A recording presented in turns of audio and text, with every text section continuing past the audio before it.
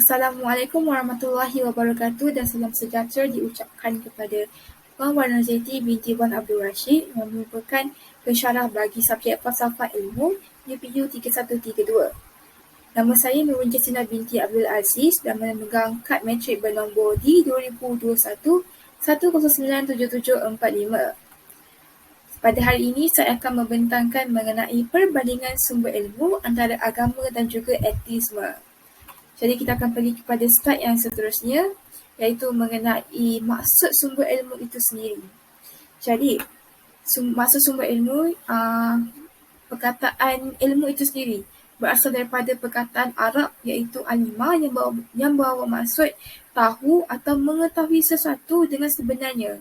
Ataupun dari segi istilahnya ialah segala pengetahuan atau kebenaran yang datang daripada Allah telah diturunkan kepada para rasulnya dan alam ciptaan termasuk juga manusia. Jadi kat sini kita dapat tahu yang ilmu ini bermaksud kita ialah pengetahuan tentang sesuatu perkara. Jadi kita pergi seterusnya kepada 3 mazhab utama ilmu.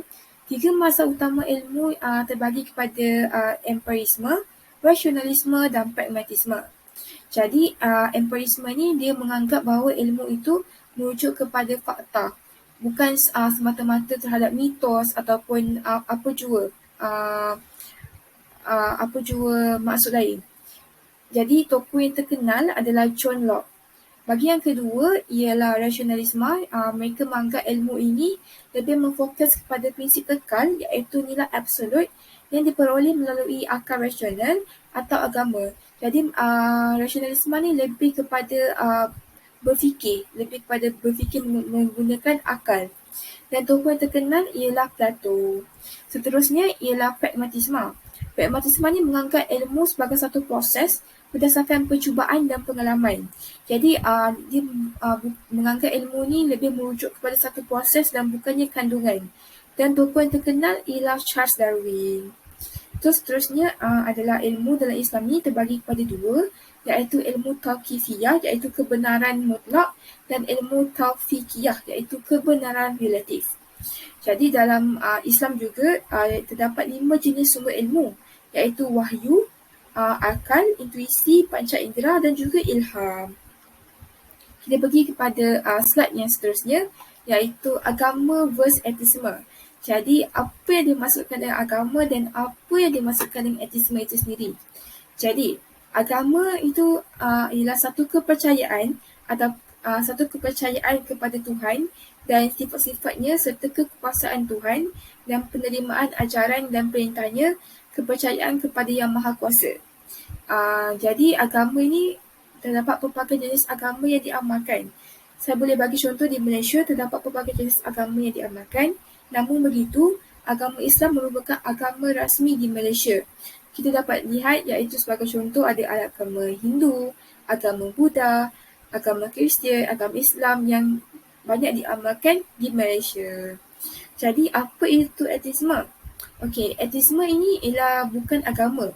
Etisme sebenarnya adalah satu bentuk kepercayaan yang menafikan kewujudan Tuhan. Mereka menafikan bahawa Tuhan itu wujud. Itu adalah maksud bagi etisme. Jadi etisme ini dia telah membentuk dan menjadi satu fahaman yang besar, telah menjadi sebagai satu aliran pemikiran. Jadi jelaslah kat sini sebenarnya agama dan etisme ni sebenarnya berbeza. Kita pergi kepada yang seterusnya iaitu slide ketiga iaitu penghujahan etisme. Jadi saya dah jumpa beberapa penghujahan etisme. Yang pertama ialah kewujudan Tuhan tidak memenuhi kriteria sebagai satu kewujudan. Jadi kat sini ramai orang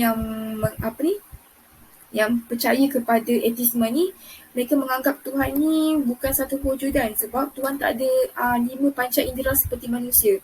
5 panca indera seperti manusia kita tahu kita dapat melihat, mendengar, dapat sentuh, dapat menghidu, dapat merasa. Jadi mereka menafikan kewujudan Tuhan sebab Tuhan tak dapat buat 5 ini. Jadi mereka kata Tuhan ini sebenarnya adalah khayalan semata-mata. Ini adalah apa yang dikatakan oleh penghujaan etisme itu sendiri. Yang kedua ialah kekuasaan Tuhan yang dianggap paradoks. Paradoks ni dia membawa maksud iaitu satu kenyataan yang membawa kepada kesimpulan yang bercanggah antara satu sama lain. Bagi contoh, mereka macam pelik. Apakah kekuasaan yang Tuhan itu sendiri ada? Mereka macam bercanggah daripada pemikiran orang yang beragama. Saya boleh bagi contoh macam itulah. Pemikiran mereka bercanggah dengan pemikiran seseorang yang beragama. Seterusnya ialah teori pragmatisme. Teori pragmatisme ini juga dikenali sebagai teori penipuan sendiri, iaitu mereka mendakwa yang manusia ini sengaja mencipta Tuhan untuk tujuan kawalan sosial ke atas kehidupan manusia. Dakwa ini juga jelas hanya kepalsuan semata-mata kerana Islam yang diajarkan oleh setiap Nabi itu datang dengan setiap pembuktian yang jelas sehingga sukar dibantah. Kerana ini kita bagi contoh lah, masa zaman dulu kan ada mukjizat. Jadi mereka mereka beranggap yang mukjizat itu sebenarnya ialah penipuan semata-mata. Walhal mukjizat itu sebenarnya memang datang, memang ada pada zaman dahulu. Tapi mereka menganggap mukjizat itu hanyalah satu penipuan ataupun teori konspirasi saja-saja. Yang seterusnya, yang terakhir antara pengujaannya ialah masalah kesengsaraan di atas bumi. Jadi mereka sebenarnya kita sebagai manusia ni kita kena sedar yang Tuhan itu sebenarnya bijaksana. Tuhan itu sebenarnya pandai mengatur segala yang di dunia ni. Kita tahu yang akhirat, syurga, neraka semua telah diaturkan oleh Allah. Bayangkan kalau semua orang jadi kaya raya, tak ada seorang pun yang miskin. Jadi siapa yang nak bekerja? Bayangkan tak semua orang kaya. Jadi kat sini sebenarnya kita dah tahu yang masalah kesengsaraan ni Allah dah, memang Tuhan sudah mengaturkan segalanya. Macam tu. Kita tak boleh menidakkan apa yang telah tertulis oleh Allah itu sendiri. 4 ini adalah antara penghujatan etisme itu sendiri. Jadi kita akan pergi seterusnya kepada slide yang seterusnya, iaitu perbandingan agama dan juga etisme. Jadi perbandingan agama dan etisme yang saya boleh dapat lihat, agama dari segi agama adalah sumber ilmu yang pelbagai. Maksudnya setiap agama ni, macam saya cakap, agama Islam, agama Hindu, agama Buddha, agama Kristian, mereka tidak bergantung kepada teknologi saja, tapi mereka bergantung kepada sumber lain seperti wahyu, naluri, panca indera dan juga akal fikiran. Sebagai contoh, akal fikiran macam kita berfikir secara rasional, betul ke benda ni salah, betul ke benda ni tipu, macam tu. Tetapi kalau etisme pula, mereka bergantung kepada teknologi dan sains. Maksudnya teknologi dan sains macam mereka tak percaya pun benda ni sebenarnya berlaku disebabkan adanya wahyu daripada Allah SWT. Mereka menganggap semua ini berlaku disebabkan teknologi yang berlaku pada zaman yang berlaku disebabkan oleh peredaran zaman. Yang seterusnya ialah agama ini, perbezaannya agama menganggap ialah agama ini sebagai panduan hidup. Kita tahu yang kita yang sebagai menganut agama sebagai contoh, saya sendiri, saya menganut agama Islam, saya menganggap agama ini sebagai panduan hidup. Jadi saya yakin setiap agama ini sebenarnya mempunyai ajaran dan kepercayaan masing-masing, dan setiap agama ini juga mengajar untuk kita terus percaya kepada agama supaya hidup kita ini sentiasa harmoni, sentiasa dalam keadaan yang baik. Dan saya yakin ada agama juga yang percaya kepada kehidupan selepas mati. Jadi mereka juga, itu juga sebagai panduan hidup lah. Maksudnya setiap agama ni memang ada panduan hidup. Maksudnya macam saya cakap tadi, panduan hidup ni untuk terus kekal hidup harmoni. Yang seterusnya ialah fahaman sosial progresif.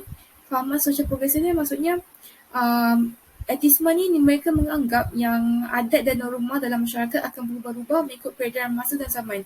Jadi kita tak perlu nak mengikut sangat adat dan norma ini. Itu apa yang dianggap oleh etisme. Tapi berbanding dengan kita, iaitu orang yang beragama, kita ada pandangan kita terhadap adat dan norma kita. Macam agama Islam, kita meneruskan adat-adat kita. Itu adalah pandangan dan perbezaan yang saya dapat jumpa antara agama dan juga etisme.